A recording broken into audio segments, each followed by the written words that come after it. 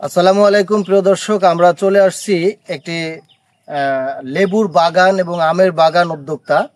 এই উদ্যোক্তার সাথে আমরা কথা বলবো। তার আগে আপনাদেরকে একটু ঘুরে দেখাবো যে এখানে যে লেবুর বাগান আমরা বা লেবুর গাছ দেখতে পাচ্ছি, এখানে কিছু আজকে আমরা কিছু ব্যর্থতার গল্প বা ব্যর্থতার বিষয় জানবো, যেখান থেকে আমরা একটি শিক্ষা গ্রহণ করব, যাতে করে আমাদের জীবনে যেন এই ব্যর্থতাটা না আসে। তো মূল আলোচনা যাওয়ার আগে প্রিয় দর্শক, আপনাদের কাছে বরাবরের মতোই আমি যেটা বলে থাকি আর কি, সেটা হচ্ছে যে অবশ্যই যারা আমাদের চ্যানেলটিকে সাবস্ক্রাইব করেননি তারা এখনই চ্যানেলটিকে সাবস্ক্রাইব করে ফেলুন, আর যারা সাবস্ক্রাইব করেছেন তাদেরকে অসংখ্য ধন্যবাদ।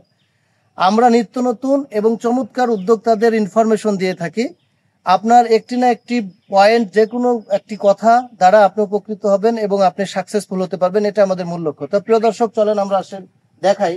এই যে এখানে দেখতে পাচ্ছেন, এটা কিন্তু চমৎকার একটু ক্যামেরাটা সামনে নিয়ে আসো, অনেক বড় একটা লেবুর গাছ। এই রকম লেবুর গাছ এই জমিতে পুরোটা ছিল, কিন্তু এখন নেই। জমির আল বা পাশ দিয়ে বেশ কিছু লেবুর গাছ আছে, উনি রাখছে, মাঝখানে সবগুলা কেটে ফেলছে। তো কেন কেটে ফেলছে এটা আমরা জানবো আজকের উদ্যোক্তা শেখ ফরিদের কাছ থেকে।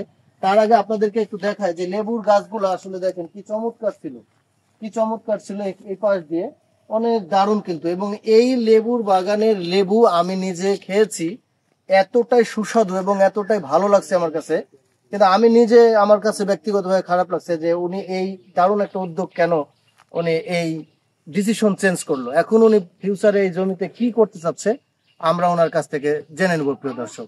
তো চলুন আমরা ওনার কাছ থেকে বিষয়টা জেনে নিই। প্রিয় দর্শক, আমরা আজকে শেখ ফরিদ সাহেবকে পেয়ে গেছি। আমরা জানবো যে এই জমিটাতে প্রায় 10 কাঠা জমি, এখানে লেবুর বাগান ছিল। অনেক সময় লাগে একটা বাগান তৈরি করতে, কেন উনি কেটে ফেললো আপনারা দেখতে পাচ্ছেন। এই যে লেবুর গাছ এখানে সব পড়ে আছে, আরো অনেক পড়ে আছে পাশ দিয়ে, এখানে নিয়ে চলে গেছে।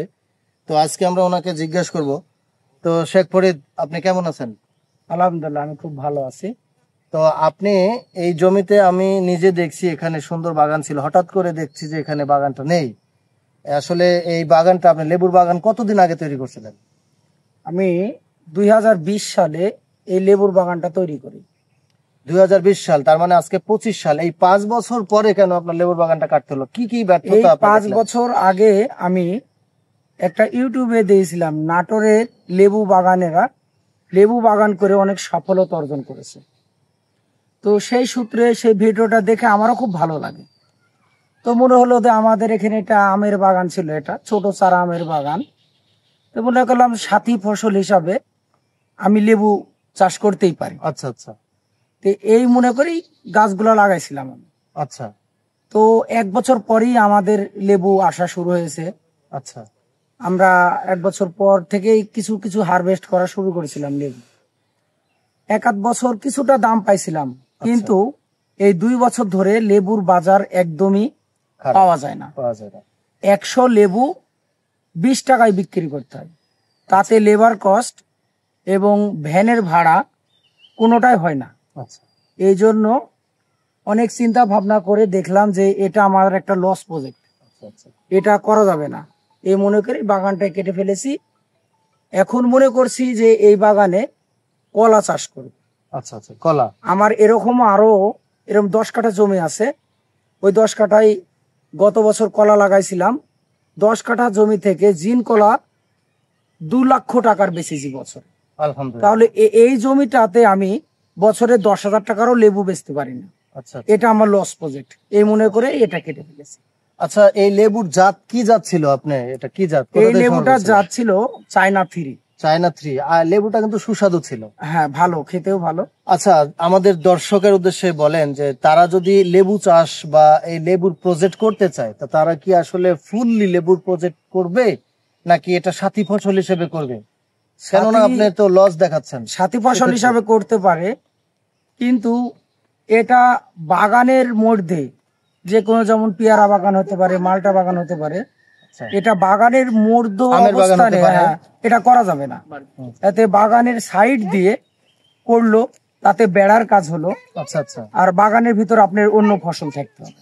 আচ্ছা। লেবুতে কিছু আসলো, লেবুতে টাকা আছে শুধু রোজার মাসটাই। আচ্ছা, রোজার মাসে। রোজার মাসে সেটা 1 টাকা কিংবা 1.5 টাকা পিস বিক্রি হয়। আচ্ছা, অন্য সময় 40 পয়সা 20 পয়সা এই লেবু বিক্রি করে পাঠের দাম আর হবে না।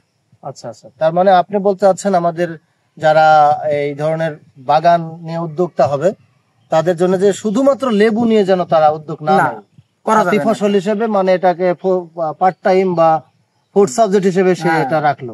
আচ্ছা, এখন আপনি এখানে কলার গাছ করে কলার উদ্যোক্তা হতে চাচ্ছেন? ইনশাআল্লাহ চিন্তা ভাবনা আছে, এখনো লাগাইনি, জমি প্রস্তুত করছি।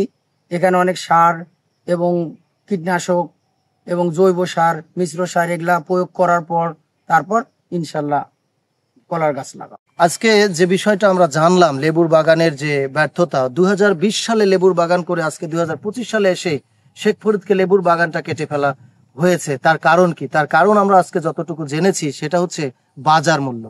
আজকে উনি লেবু যে টাকা দিয়ে তৈরি করছে, শতকরা 20 টাকায় যদি লেবু উনি বিক্রি করে, তাহলে সেই লেবুটা ঢাকাতে গিয়ে 100 পিস লেবু 1000 টাকায় বিক্রি হচ্ছে, অর্থাৎ 10 টাকা পিস। তাহলে মাঝখানে যে আপনার 980 টাকা আপনার প্রফিট করলো, এটা কারা? অর্থাৎ আমাদের বাংলাদেশে আমরা যে বিষয়টা নিয়ে পিছিয়ে আছি সেটা হচ্ছে যে আমাদের বাজার ব্যবস্থা। এই বাজার ব্যবস্থার কারণে শত শত এরকম ছোটখাটো বড় উদ্যোক্তা পর্যন্ত ধূলিসাৎ হয়ে যাচ্ছে, সে ধ্বংস হয়ে যাচ্ছে, তারা বারবার ব্যর্থ হচ্ছে। প্রিয় দর্শক, আমাদের এই চ্যানেলের মাধ্যমে এবং আপনাদের সকলের কমেন্টসের মাধ্যমে আমাদের দেশের সরকারের কাছে আমাদের বিনীত আবেদন থাকবে, তারা যেন এই ধরনের ছোট ছোট উদ্যোক্তার দিকে একটু দৃষ্টি দেয়, তারা যেন ফলো করে, বাজার ব্যবস্থা যেন সুন্দর করে, যাতে করে এই ধরনের ছোটখাটো উদ্যোক্তা বা এই ধরনের উদ্যোক্তাদেরকে বারবার ব্যর্থতার মুখ না দেখতে হয়, ব্যর্থতার গ্লানি না শুনতে হয়, ব্যর্থতার কষ্ট যেন তাদেরকে পেতে না হয়। আর অসংখ্য লস, তাদের 5টা বছর ধরে সে বিনিয়োগ করে গেছে, কিন্তু এই 5 বছরে তার অনেক লস হয়েছে।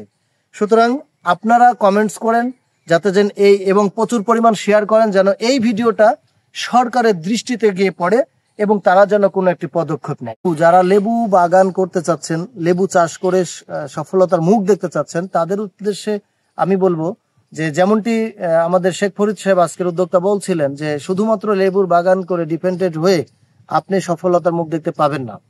এই কারণে উনি এটাকে পার্ট টাইম হিসেবে আপনাকে নিতে বলতেছে। তো প্রিয় দর্শক, আপনারা দেখলেন, আপনাদের আজকের এই প্রোগ্রামটা কেমন লাগলো অবশ্যই কমেন্টস করে জানাবেন, লাইক করবেন। এবং এই যে ইনফরমেশনটা আমরা ছোট্ট একটা ইনফরমেশন আপনাদের মাঝে তুলে ধরেছি, এই ইনফরমেশনটা ছোট হতে পারে কিন্তু কিছু কিছু মানুষের জীবনে এটা কিন্তু অনেক বড় ভূমিকা রাখতে পারে। শুধুমাত্র এটা চিন্তা করে এই ভিডিওটা অবশ্যই আপনারা শেয়ার করে দিবেন, যাতে করে আপনার কাছের মানুষগুলো এই ভিডিওটা দেখে তারা একটু হলেও শিখতে পারে, জানতে পারে, তথ্য নিতে পারে। প্রিয় দর্শক, আজকে এই পর্যন্তই। সকলের সুস্বাস্থ্য এবং দীর্ঘায়ু কামনা করে বিদায় নিচ্ছি। সকলে ভালো থাকবেন। আল্লাহ হাফেজ। আসসালামু আলাইকুম ওয়া রাহমাতুল্লাহ।